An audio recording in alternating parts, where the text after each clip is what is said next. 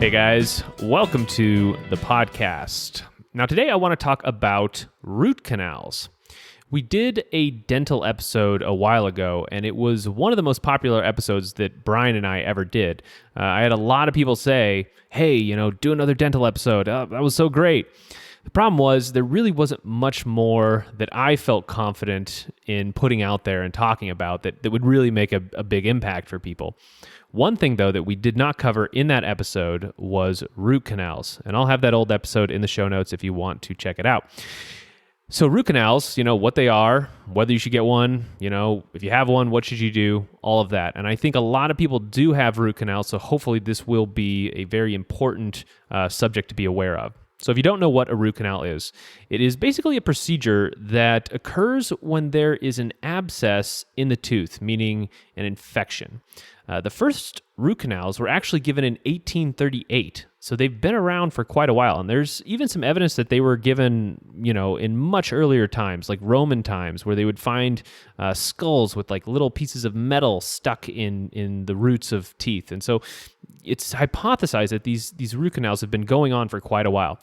And what a dentist does in modern day times, not in Roman times, is they drill into a tooth and they use a very fine wire that's kind of like a hose. And they put that into the tooth, and that sucks up all the pulp and root out of a tooth. It's basically like you're hollowing a tooth out and just leaving a hollow bone where an alive tooth used to be.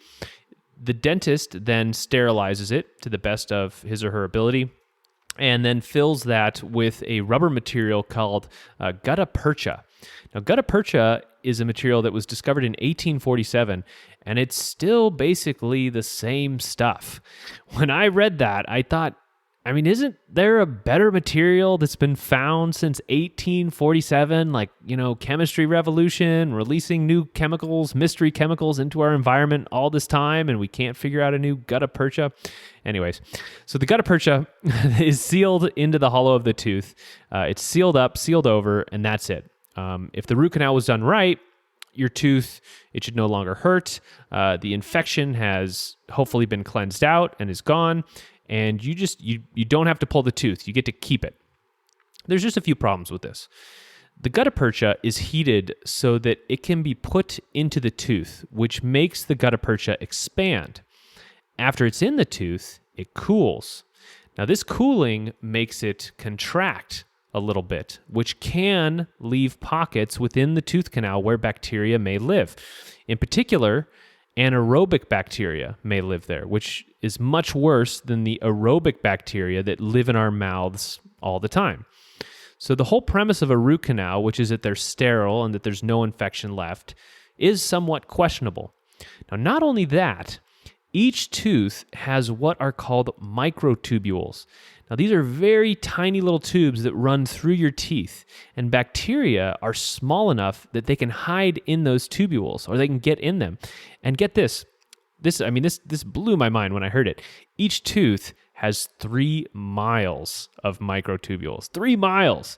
And they're so small, but on a microscopic level, it almost makes the tooth look porous. Like at a very small level, all these little tubes are just going through your tooth. So it's just crazy. So what the critics say about root canals is that you are unable to fully sterilize them because the bacteria can find places to hide, either in gaps from the gutta percha or in the microtubules.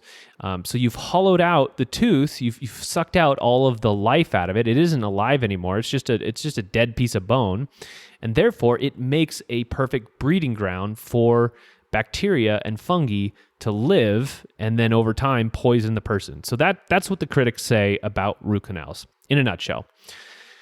So in 2019, there was a documentary on Netflix called The Root Cause.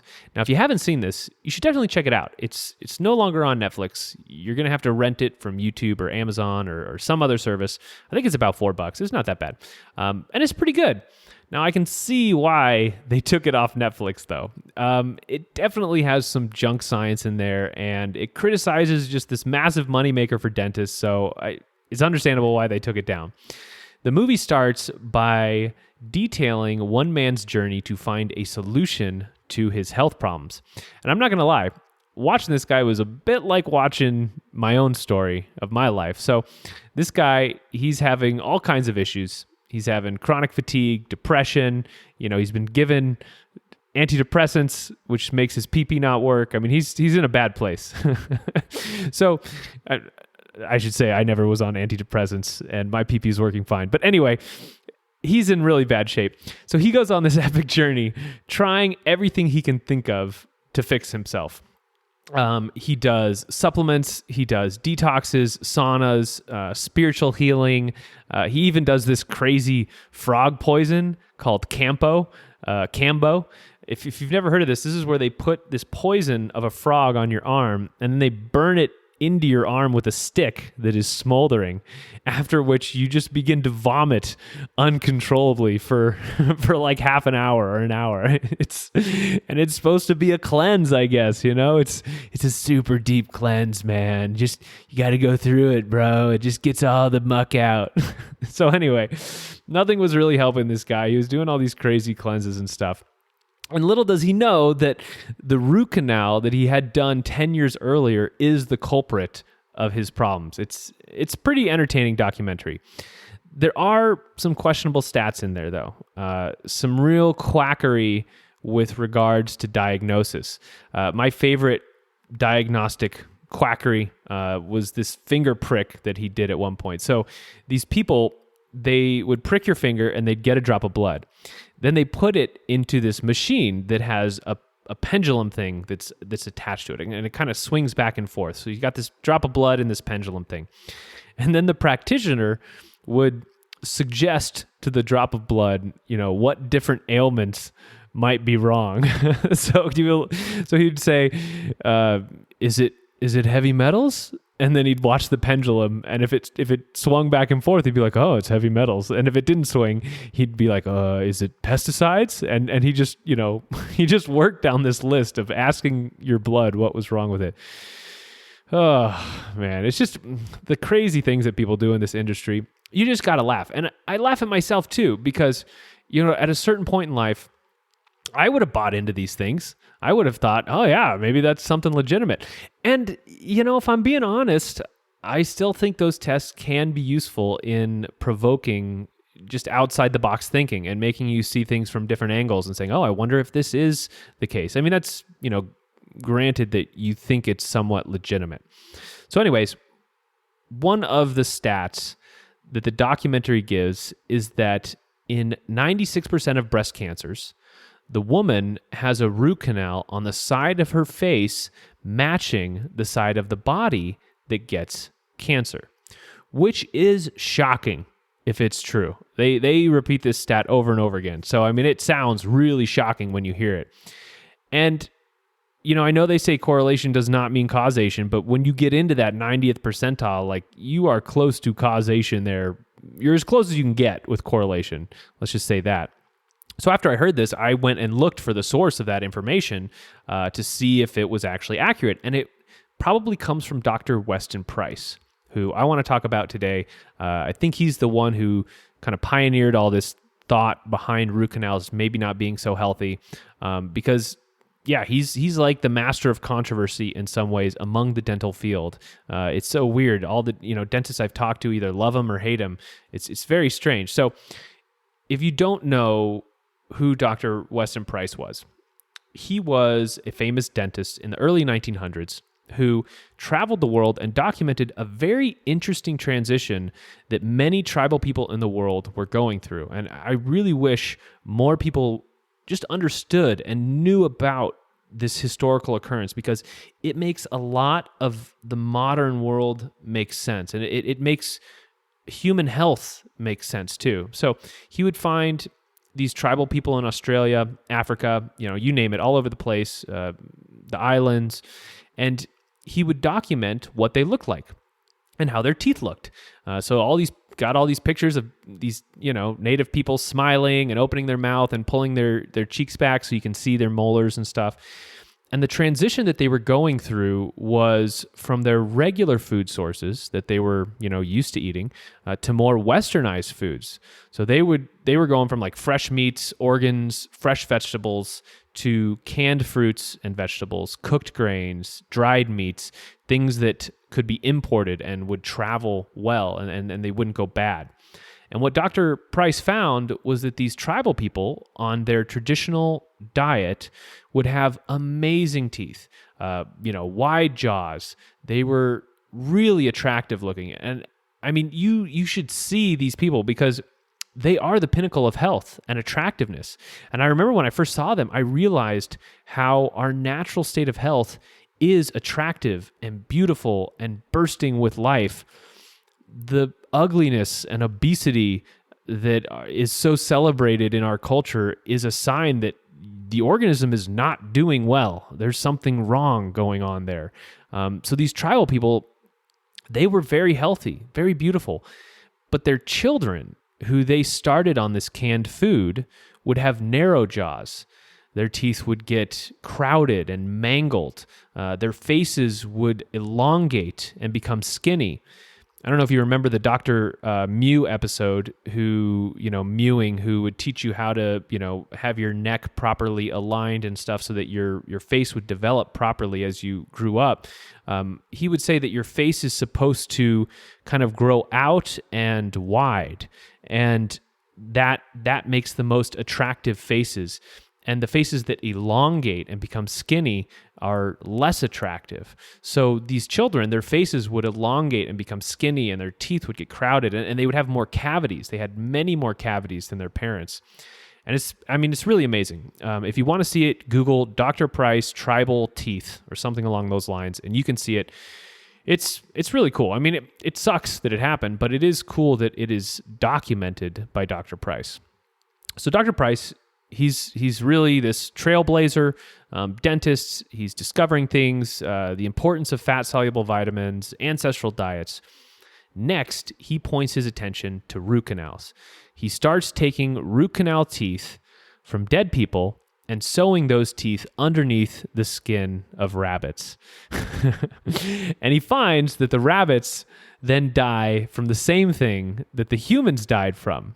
So if the humans died of a heart attack, he would pull out a tooth, a root canal tooth from the cadaver, and he'd put that root canal under the skin of a test rabbit. And in no time at all, that test rabbit would also die of a heart attack. He would then take the tooth out of the first test rabbit, which died of a heart attack, and he'd put it into another test rabbit. And it too would die of a heart attack. And he could do this over and over again with that same tooth, up to 60 rabbits, just gunning rabbits down with heart attacks over and over again.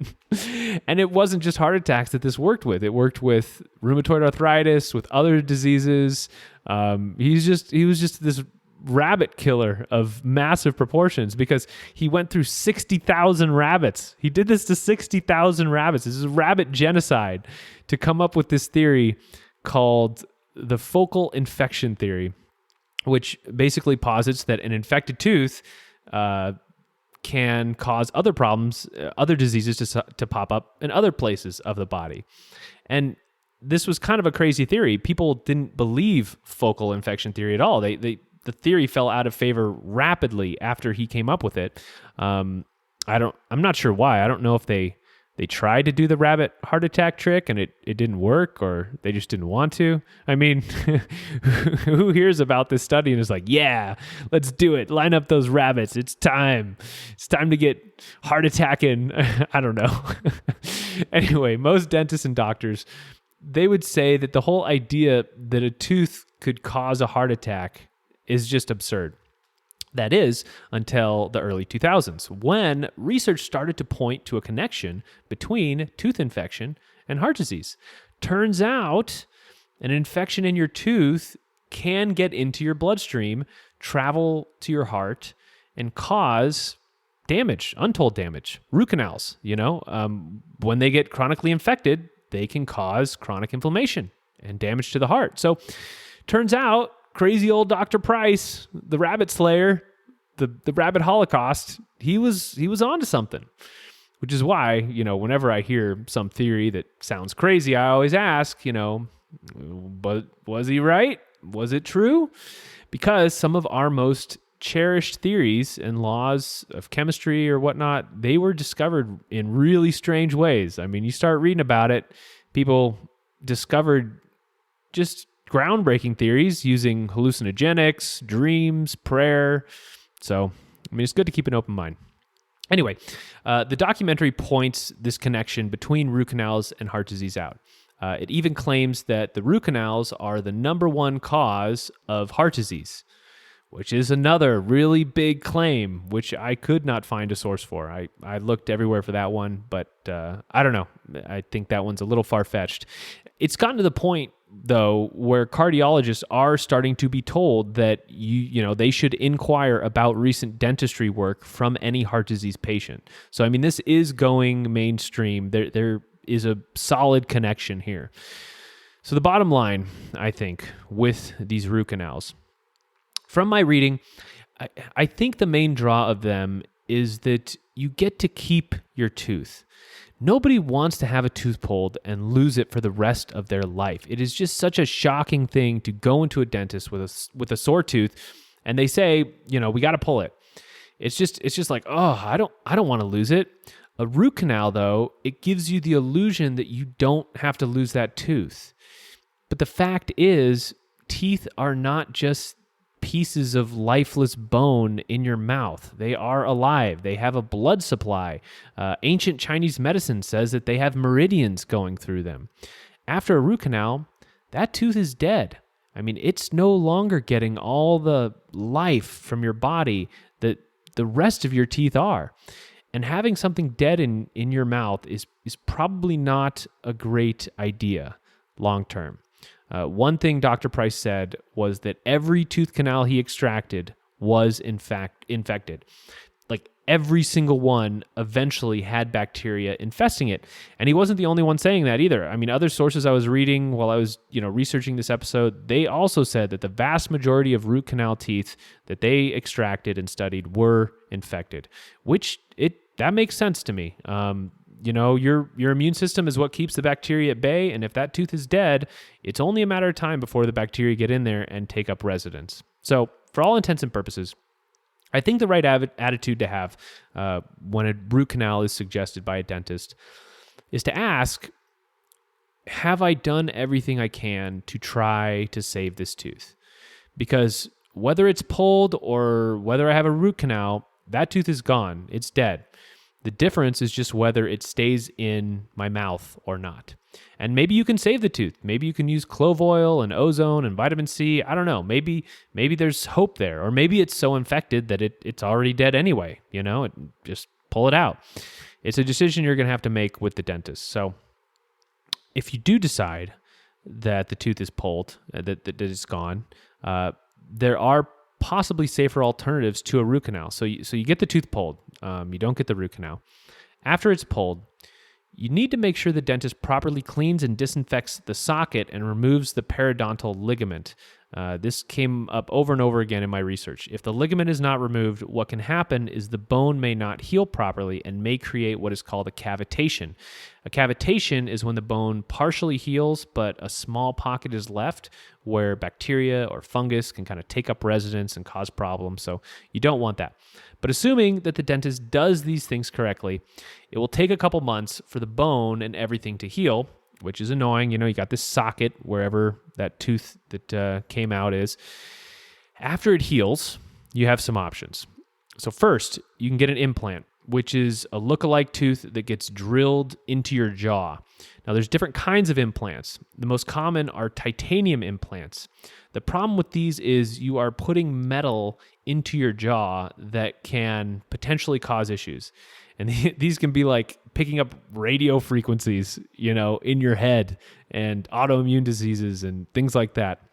One of the dentists who is really against root canals and who I watched a great video on, Dr. Hal Huggins, he says that an implant is just as bad as root canals and they disrupt all kinds of body systems. So, take that for what it's worth. Thankfully, there is a safer option to titanium called a zirconium implant. They're not as durable as titanium and they may need to be replaced every decade or so, but you're not going to get NPR buzzed into your brain as you're falling asleep either. That might be kind of nice, actually. I don't know. The other option, which I like, is a resin-bonded bridge, where they hold a false tooth in place over the empty socket by bonding a frame to the back side of the two teeth next to the hole. So no drilling into your jaw with this one. It's much less invasive. It's just a false tooth that's glued into place, which the only real downside is you have to clean under it really well, but it's pretty safe. Other types of bridges are out there too, where they grind down the teeth next to the socket. Those probably aren't so good. You probably don't want to be grinding down healthy teeth, but this resin bridge seems very, very healthy. But the thing I think that is really important about this documentary, and just what I want to get across with this episode, is just to be aware that this is a problem.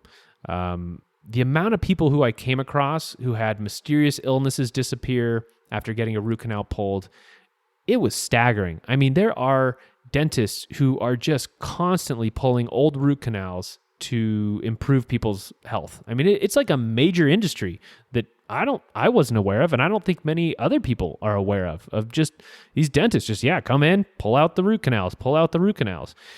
So if you do have a root canal, it isn't the end of the world. Just be aware that a large amount of these do go bad over time. Bacteria gets in there because it's basically a piece of dead tissue in your mouth. I mean, if you had dead tissue anywhere else, they would cut it out of you. If one of your toes was dead, it would be getting gangrene. They'd take that thing off. So just be aware that they can go bad. If you do ask a dentist, some will tell you that root canals are fine, that, the fear is overblown and a well-done root canal doesn't cause other health problems. Other dentists will tell you, let's get those root canals taken out. They're ready to start pulling. So you get to decide which one you believe. For me, I would get the bridge if I had a choice. Thankfully, I don't have any root canals, but if that happened, I would get the bridge. So lastly, if you did just have a root canal and it's been a few months and you're having some strange health problems starting to pop up, maybe, your immune system seems run down, you're unusually stressed or tired, if something just seems off and you can't really put your finger on it, it could be the new root canal. There are 25 million root canals done in America each year, so you are definitely not alone. And from all the research I did on this subject, it is entirely possible that many of the chronic disease epidemics we are facing are caused by root canals and, other dental procedures, mercury, that kind of thing. And wouldn't that just be a trip if we were blaming GMOs and pesticides and plastics and all this other crap, which, it's not good. But in the end, it was the root canals and the mercury in our mouth that was, the real epidemic. Could be. It would be crazy. So that's what I have for root canals. I hope that's helpful. I wanted to give a quick update on the raw meat scenario. So figured something out that I think is pretty important to share. I was having more and more trouble sleeping. I detailed this a bit in the main raw meat episode, and it was getting pretty bad to a point where I was like, okay, I need to change something up. I was getting like 2 or 3 hours, wake up for a while, 2 or 3 hours, it was not good. So I stopped exercising, and a strange thing happened is I started losing more weight after I stopped exercising. See, I kind of plateaued out back in, November or end of November. I started just doing a lot more exercise because I was feeling so good. I had all this energy. The meat was coursing through my veins. And so I was just, I was pounding the pavement. I was doing push-ups, pull-ups and stuff. And so I got up to doing maybe 12,000 steps a day, sometimes 15,000, sometimes 17,000 if it was a weekend. And so I was walking a lot and doing a lot of exercise, and I stopped doing that. And all of a sudden, my weight, which had plateaued, remember I lost like 8 pounds really fast. My weight had plateaued for all of December and into January. I started to lose weight again. So this has only been 2 or 3 weeks, and I've already lost another 3 pounds or so. I get on the scale maybe once every other day, and I'm always 0.2 to 0.4 pounds less than I was when I got on the scale just a couple days before. So pretty cool. Maybe losing about a pound a week here. And I figure at some point that'll slow down, or I'll get skinny enough that I'll want to just start exercising again and building muscle again. And that's what I'm going to do. I also want to say I was shedding a lot of hair when I was doing all the walking. Like, in the shower, I was seeing a bunch of hair in the drain, and now, 1 or 2 hairs a day, no big deal. So I was just really overdoing it with the exercise. I also switched out from beef to chicken. I'm doing raw chicken now. I do basically 1 raw chicken breast per day. I get it from the same meat shop that I go to. It's like super fresh. It's from a local farm. So I'm not too worried about the bacteria and stuff. After I talked to Weston, I think the bacteria thing is very overblown. So there's that. The last thing I wanted to mention was I've been using sodium bicarbonate more often. And it really helps with the euphoria and the feelings of like confidence and strength and power that I get from meat. I don't know why. Like I don't do the bicarbonate around the meat. I usually do it maybe 4 or 5 hours afterwards, just because I don't want to nuke my stomach acid, which is obviously helpful in breaking those meats down. But I remember one time Ray Pete said something like the main source of acidity in your diet is generally from meat. The amino acids are acidic. And so I wonder if the sodium bicarbonate is balancing the meat in some way that is just helping it feel better to my body. So I definitely have noticed more feelings of happiness and strength and confidence and just a positive outlook on life. And those were starting to go away with all the exercise I was doing. Those were starting to kind of taper off. I wasn't getting the same euphoric feelings. So that's definitely something interesting, something to keep in mind if you're following along with this little experiment. So anyway, that is the update for now. Thank you so much for listening. If you have any questions, if you have any feedback, if you like this episode, if you don't like this episode, shoot me an email at quackspodcast@gmail.com, or you can leave a comment on, the YouTube channel, whatever. I'm out there. So thank you so much for listening, everybody. Talk to you soon.